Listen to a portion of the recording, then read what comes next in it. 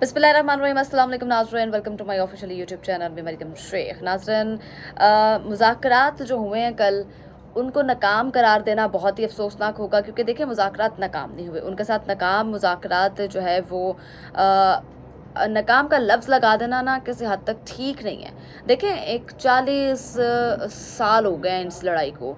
40 ये 40 वरों की लड़ाई जो है, सालों की लड़ाई जो है, उसके मुज़ाकरात इस तरह से एक टेबल पे बैठ के एक मुलाकात में हल हो जाना, ये इतनी जल्दी नहीं होता। देखें, हर चीज़ को एक टाइम लगता होता है, हर चीज़ के लिए एक वक्त दरकार है। हाँ, पाकिस्तान का बड़ा ज़बरदस्त रोल प्ले हुआ यहाँ पे। पाकिस्तान की गवर्नमेंट को हम लोग जो है जितना क्रेडिट दें कम है।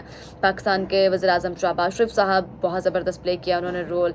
पाकिस्तान के जो हैं फील्ड मार्शल साहब आसिम मुनीर साहब ने बहुत ज़बरदस्त रोल प्ले किया। जिस तरह से उन्होंने मेहनत की, नो डाउट इसमें किसी किस्म का कोई भी शक नहीं है कि जनाब जिस तरह से उन्होंने मेहनत की, जिस तरह से उन्होंने सही रात जाग के जो है वो दोनों मुल्कों के साथ राबते में रहे और फाइनली दोनों मुल्कों को जो है वो पाकिस्तान आने पर मदऊ किया। ये हिस्ट्री में लिखा जाएगा। आपको पता है कि हिस्ट्री में पहली बार हुआ है कि अमेरिका की सीनियर क़यादत में से कोई पाकिस्तान आया है। और जेडी वेंस के बारे में आपको पता है, जेडी वेंस जो हैं वो, उनके बारे में ये कहा जाता है कि वो फ्यूचर जो हैं प्रेसिडेंट है अमेरिका के। जेडी वेंस जो है वो, और इसके अलावा उनके साथ विटकॉफ थे और ट्रंप के दामाद भी थे।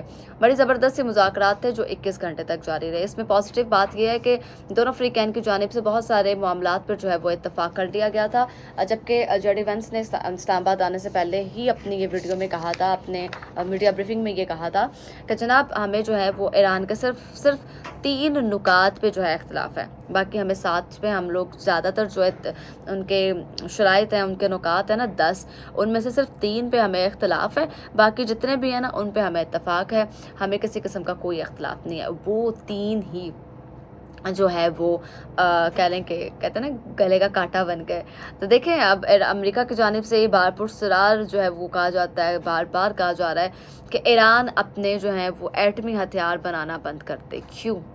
देखिए, हर मुल्क के पास राइट है, हर मुल्क को यह हक हासिल है कि वो अपने दिफा के लिए, ख़ुद को महफूज करने के लिए अपना एटमी जो है वो हथियार वगैरह जो है वो बनाएं, अपने आप को सिक्योर रखें। क्योंकि देखें, ईरान और पाकिस्तान ये 2 मुल्क हैं जिनके पास न्यूक्लियर पावर्स हैं। ऐसे ही है ना, न्यूक्लियर पावर सिर्फ 2 मुल्कों के पास है। लेकिन देखें, अमेरिका के बकौल अमेरिका बहुत ज़्यादा पावरफुल है और नो डाउट उसने सदर ट्रंप ने जो है वो अपना बयान दिया था और उन्होंने कहा था, जब वो फौजी ऑपरेशन हुआ था तो उन्होंने कहा था कि नो डाउट मैं फ़ख्र दे नाल कह सकना साड़ी फौज वर्गी फौज जरिए वो किसी को नहीं की। मतलब कि उन्होंने कहा था कि जो हमारी फ़ौज है वैसी फ़ौज दुनिया में कहीं नहीं पाई गई। मैं फ़ख्र के साथ कह सकता हूँ, जिस तरह से 2 दिन का ऑपरेशन था, दुश्मन के घर में से हम अपने फ़ौजी को निकाल के ले आए। उन्होंने अपने दिफा के लिए अपने आप को स्ट्रॉन्ग बनाया हुआ है, पावरफुल बनाया हुआ है। तो वो क्यों एक्सपेक्ट कर रहे हैं कि ईरान जो है वो अपने दिफा के लिए न्यूक्लियर पावर को बंद कर दे? क्यों? देखिए, काफ़ी हद तक जब से ये जंग शुरू हुई, 28 फरवरी को ये जंग शुरू हुई थी और 9 अप्रैल को ये जो है वो जंग बंदी हुई। 28 से 9 अप्रैल तक 39 डेज़ बनते हैं। 39 डेज़ में यूएस की जानिब से, इज़राइल की जानिब से जितने भी हमले किए गए ईरान पे, उसमें ईरान की बहुत तबाही हुई है। अगर हम कहें ना कि ईरान की कोई तबाही नहीं हुई तो वो गलत होगा। ईरान ने बहुत कुछ खोया है। जब ईरानी स्पीकर जो हैं बाकर कलिबाफ फ़्लाइट में आ रहे थे इस्लामाबाद में मुज़ाकरात के लिए, तो जनाब उनकी फ़्लाइट में जो है वो सीट्स के ऊपर उन शुहदा बच्चों की पिक्चर्स बनी हुई थी जिन्होंने दिल को दहला के रख दिया कि उन बच्चों का क्या कसूर था। उनका तो अभी फ्यूचर स्टार्ट हुआ था, उन्होंने तो अभी ज़िंदगी में कुछ देखा भी नहीं था।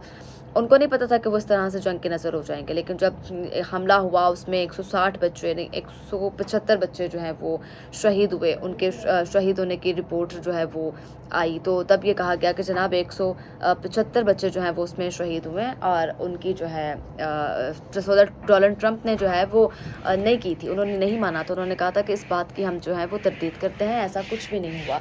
लेकिन बाद में उन्होंने कहा कि हमें पता नहीं चला किस तरह से इस पर अटैक हो गया, किस तरह से नहीं, क्योंकि हमारा हमारा जो स्कूल को टारगेट करने का कोई एम नहीं था।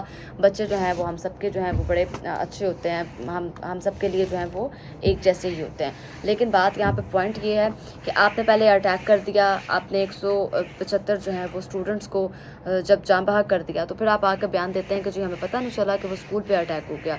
जब मोहम्मद बाकर कलिबाफ जो हैं आए मुज़ाकरात के लिए, जिस फ़्लाइट में आए, तो उसकी हर सीट पे उन बच्चों की, उन शुहदा की जो हैं वो तस्वीरें जो हैं वो तस्वीर जो थी वो पड़ी हुई थी। तो वो जो है उसके बाद फिर आप ये एक्सपेक्ट कर रहे हो कि जनाब ईरान जो है वो अपना यूरेनियम अफसरदगी जो है उसको आपने काफ़ी हद तक आपने उसको बर्बाद कर दिया, और आप ये एक्सपेक्ट कर रहे हो कि जनाब ईरान जो है वो उसको ख़त्म कर दे, ईरान उसको बिल्कुल तबाह बर्बाद कर दे, बिल्कुल ख़त्म कर दे, और एग्री कर ले इस बात को कि हम ठीक है ना हम अपने एटमी हथियार बनाते हैं, ना हम अपना यूरेनियम अफसरदगी के तरफ आते हैं। तो आप क्या चाह रहे हो? आप ईरान को क्यों इस तरह से वो मजबूर कर रहे हो? देखें, मजबूर करने का हक जवाब तो किसी के पास भी नहीं है ना। हम ईरान को या किसी भी मुल्क को ये कहने का बिल्कुल हक नहीं रखते, लेकिन यहाँ पे बहुत ज़्यादा क्रेडिट जाता है चीन को। मैं पहले भी अपनी वीडियोस में कह चुकी हूँ कि चीन ने बड़ा अहम, बड़ा ज़बरदस्त किस्म का रोल प्ले किया है। दूसरे मुज़ाकरात जो हैं वो जनाब इंशाल्लाह जल्द होंगे, जिसमें बहुत ज़्यादा जो है वो अच्छे की उम्मीद ज़ाहिर की जा रही है, क्योंकि कल जब दोनों फ्रीकैन की जानिब से मुज़ाकरात ख़त्म ना करने का बाकायदा ऐलान हुआ, तो एक उम्मीद ये जागी कि ठीक है जनाब मुज़ाकरात जो हैं वो ख़त्म नहीं होंगे, दोबारा से होंगे। हाँ, वेन्यू डिसाइड नहीं किया गया कब होंगे, कहाँ होंगे, ये कबल अज़ वक्त बताना जो है वो नहीं है।